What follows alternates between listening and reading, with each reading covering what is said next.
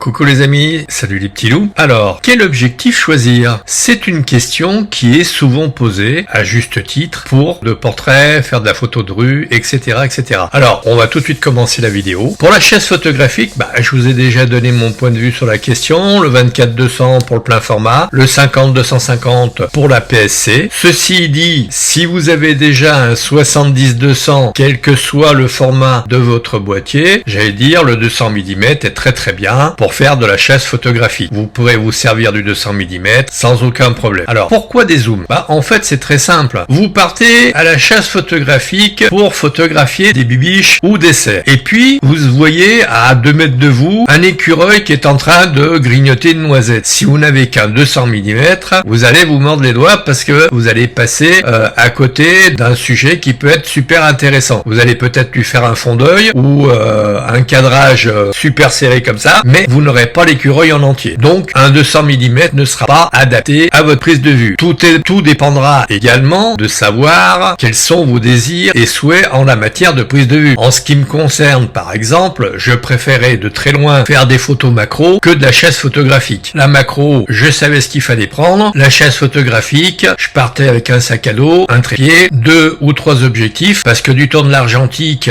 les zooms était pas terrible et au départ moi j'avais un 75-260 Soligor qui était relativement très lourd. Donc à 69 ans, j'ose affirmer que je préfère de très loin les optiques légères et un sac à dos léger, sachant que les zooms actuels Z donc sont nettement meilleurs que les optiques de pointe F. Donc il n'y a pas de souci à avoir ou de doute à avoir sur la question. Vous faites des photos de rue, je vous conseillerais un 18-28 pour la PSC et un 18-35 pour le plein format, de façon à effectivement prendre des plans relativement très larges et des plans, on va dire, un peu plus serrés. Les zooms offrent une souplesse que n'offrent pas les optiques fixes, bien évidemment, compte tenu de la fixité de leur focale. On peut me dire, oui, mais bon, les optiques fixes sont plus lumineuses. Pas faux. Et alors, du temps de l'argentique, c'était quasi obligatoire d'avoir des optiques lumineuses, parce que si on partait avec une 100 ISO, en hiver, par exemple, là, comme maintenant, il est 17h30,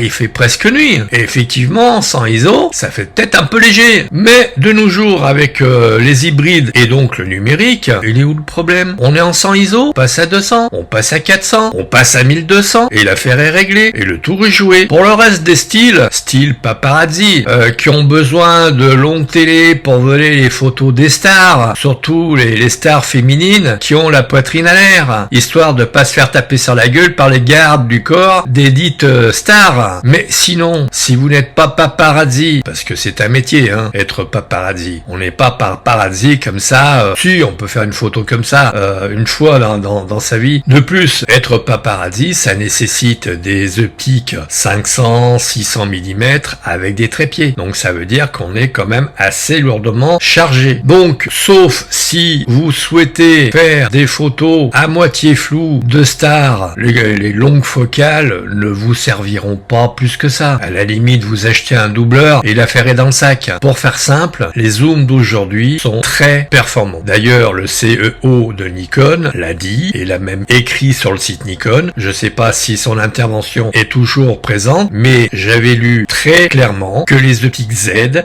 étaient nettement meilleures que les optiques F. Donc, pas de question à se poser pour savoir si un zoom Z est à la hauteur pour faire des photos. Autre sujet, même si les optiques ouvertes à 2.8, 1.8 pour des zooms sont préférées par certains youtubeurs ou professionnels de la photo, en ce qui vous concerne, est-ce que ces optiques-là sont 2 ou 3 fois meilleures qu'un zoom qui ouvre à f4 et qui est 2 à 3 fois moins cher? À vous de me le dire. En ce qui me concerne, les optiques qui ouvrent à 2.8 ne sont pas meilleures. Donc, pour moi, la question est réglée. On est en numérique, donc on peut changer les ISO facilement. Donc, les optiques très lumineuses n'ont pas beaucoup d'intérêt. Sauf peut-être pour certains professionnels, mais à ce moment-là, c'est pour des professionnels. C'est pas pour des amateurs. De même que mettre au-dessus de la mêlée les pleins formats vis-à-vis des APS-C, arrêtez.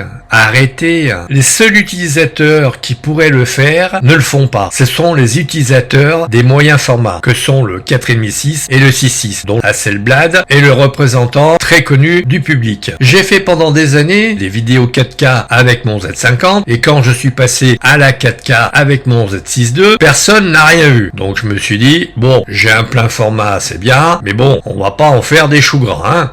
Moi, ce qui m'agace un peu, c'est qu'il y a des gens qui ont plein la bouche du 24-36, alors qu'ils s'extasient des photos faites au smartphone, dont le capteur est quand même 4 à 6 fois plus petit qu'un capteur d'APS-C, et 8 fois pour un plein format, 24-36. Donc pour moi, le débat est clos. L'APS-C est excellent, point. D'une manière générale, je conseille le zoom, parce que c'est une optique qui peut vous rendre plein de services, eu égard à son amplitude, du style 24-70, 24-120, et pour le 24-200, je n'en parle même pas. On peut faire plein de choses, rien qu'avec cet objectif. Le problème de fond, c'est que nous ne sommes pas des professionnels. Nous ne tirons pas régulièrement des 50-70. Pour vous faire une idée du tirage que l'on peut faire avec un Z50 sur une imprimante qui est en 72 dpi, on pourrait faire des tirages de 2,10 m par 1,40 m. Et si on veut de la qualité imprimerie, c'est-à-dire du 300 dpi, on fait des 47-31 cm, ce qui est déjà pas mal. Le problème en photo, c'est qu'on est toujours dans l'abstrait, jamais dans le concret. Je vous donne un exemple. Oui, le Z8, il peut faire des rafales à 120 images secondes, et il peut monter jusqu'au 16 millième.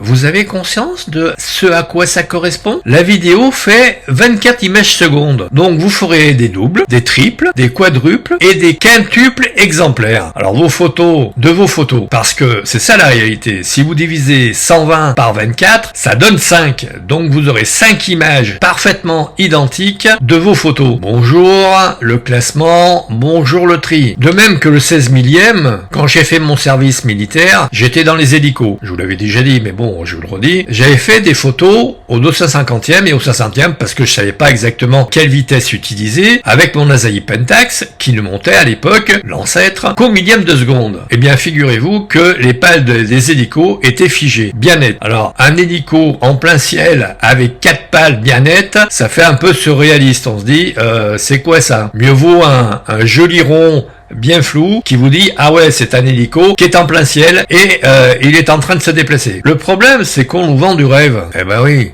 quand on vous dit vous pourrez faire de la 8K alors qu'il n'y a aucun support en 8K en Europe, que ça tient une place folle, de même que par exemple le 120 images par seconde qui est 5 fois plus important qu'une vidéo hein, au niveau stockage, le 16 millième je n'en parle même pas, on nous vend du rêve parce que 120 images par seconde par exemple, après il va falloir faire du tri, hein. Enlever toutes les photos qui sont strictement identiques, parce qu'à 120 images par seconde par rapport à une vidéo, il y a 5 images par photo, qu'on se le dise. Après effectivement, hein, vous vous faites plaisir, vous avez l'argent, vous achetez ce que vous voulez, mais nul besoin de vendre un rein et un bras pour s'acheter par exemple un Z8 ou un Z9. Les Z6, 6.2, 6.3 font parfaitement l'affaire, Z5 aussi, hein. Mais bon, on va dire que le Z6 a ce petit avantage qui a 2 slots pour les cartes pour sauvegarder nos photos. Voilà. Sur ce les amis, je vous laisse. Je prépare une vidéo sur les boîtiers à acheter en 2025. Je vous dis à très vite. Likez, partagez, faites du bruit autour de mes vidéos et puis à très vite dans une prochaine vidéo.